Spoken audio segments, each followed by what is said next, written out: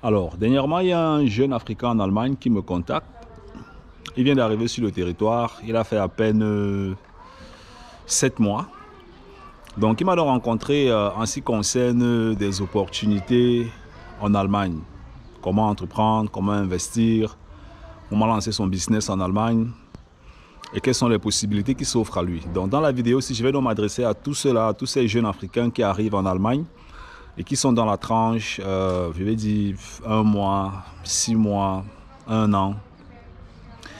Il y a des choses que vous ne pouvez pas faire en Allemagne quand vous venez d'arriver, quand vous venez déposer vos valises. La priorité pour vous, quand vous venez déposer vos valises en Allemagne, c'est déjà de vous acclimater sur le terrain, comprendre comment on s'enregistre, comment on trouve une chambre, comment on trouve un boulot. Ça, c'est l'une des priorités. Pourquoi? Parce que vous n'avez pas encore certaines sources de revenus. C'est vrai qu'il y a certains qui viennent avec des cautions, d'autres viennent avec des prises en charge. Aujourd'hui, il y a une très grande vague, autant pour moi, qui arrive par le biais des formations. Pour ceux-là, c'est déjà possible. Pourquoi? Parce qu'ils ont déjà des revenus qu'ils gagnent. Donc, il y a des formations qui vont faire peut-être à 800 € par mois, 900 € par mois, 1000 € par mois. Ça va dépendre. Donc, ce que vous devez faire, pour ceux-là qui n'ont pas encore de sources de revenus, ce que vous devez faire, c'est par contre de vous préparer. Vous préparer en ce qui concerne les investissements en Allemagne. Il y a des sites internet sur lesquels vous pouvez déjà surfer. Ça, c'est gratuit. Vous pouvez écouter du contenu sur YouTube, comme sur cette chaîne YouTube, ou alors ici sur TikTok, si vous écoutez la vidéo sur TikTok ou bien sur Facebook. Ça, vous pouvez déjà le faire. Ça, c'est gratuit. Écoutez des conseils, écoutez des conseils.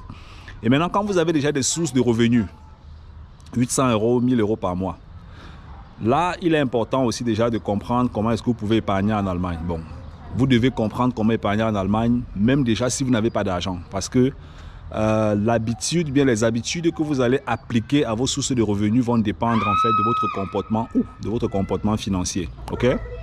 Excuse-moi, ce sont des jeunes filles qui sont en train de crier de l'autre côté. Donc, comprenez comment vous pouvez épargner.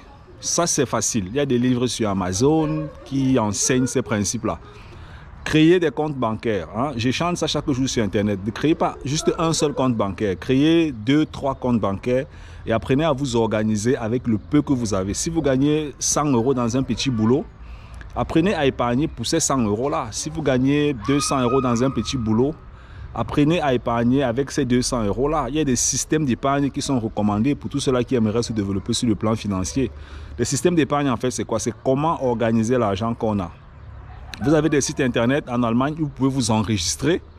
Des très bons sites internet où vous pouvez acheter des choses en gros et revendre en Allemagne. Ça, vous pouvez aussi déjà le faire. Ça ne demande pas que vous ayez une entreprise enregistrée en Allemagne, bien qu'à un certain moment donné, il vous faudra bien sûr une entreprise sur le terrain.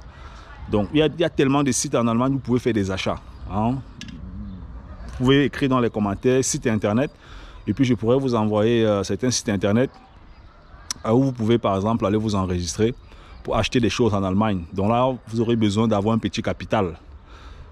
Vous aurez besoin d'un capital, ça peut être 500 €, ça peut être 600 €, ça peut être 700 €. Un capital avec lequel est-ce que voilà, vous allez commencer à faire votre petit commerce en Allemagne. Tout ça, ce sont des choses que vous pouvez mettre en place.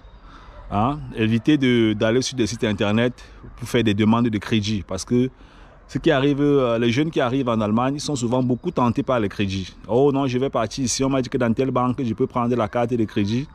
Si je pars dans la banque, là, je prends la carte de crédit. Avec ça, je peux acheter ceci, je peux acheter cela. C'est tout ce genre de comportement-là qui va finir par jouer...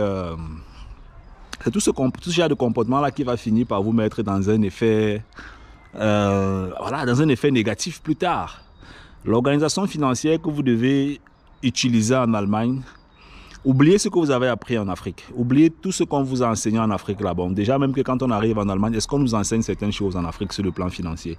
Donc, faites beaucoup attention avec ce volet-là. C'est extrêmement important. Parce que plus tard, vous serez tenté. Vous aurez envie d'investir, par exemple, dans l'immobilier. Vous aurez envie d'investir dans les marchés boursiers. Vous aurez envie de créer une entreprise, vous organiser sur le plan financier. Donc, votre personnalité va jouer un très, très grand rôle.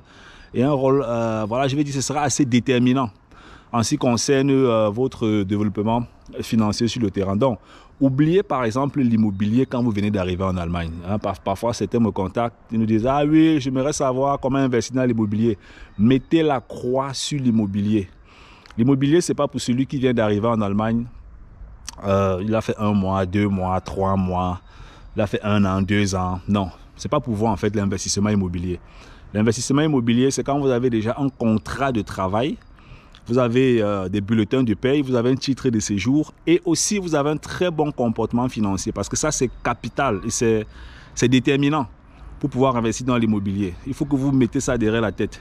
Donc si vous n'avez pas déjà un contrat par exemple qui va vous donner 2000 € par mois, 2500 € par mois, 1800 € par mois, bon, ça c'est si vous êtes célibataire. Si vous avez des enfants, ou bien si vous avez un enfant, la femme ne travaille pas, ça commence à changer les paramètres parce que les cotations bancaires sont différentes. Il y a une cotation bancaire pour celui qui a, par exemple, pour celui qui est célibataire, il n'aura pas la même cotation bancaire que celui qui est célibataire avec un enfant. Il n'aura pas la même cotation bancaire que celui qui est célibataire ou il est marié, il a 2 enfants, la femme ne travaille pas. Ça, c'est autant de choses que vous devez considérer quand vous êtes sur le territoire, ok? Donc voilà, s'il y a d'autres conseils à ajouter, si tu es en Allemagne, tu es un ancien, tu écoutes la vidéo, ou bien si tu as d'autres conseils que tu aimerais recevoir, n'oublie pas de laisser dans la barre de description. On est ensemble. Bye bye.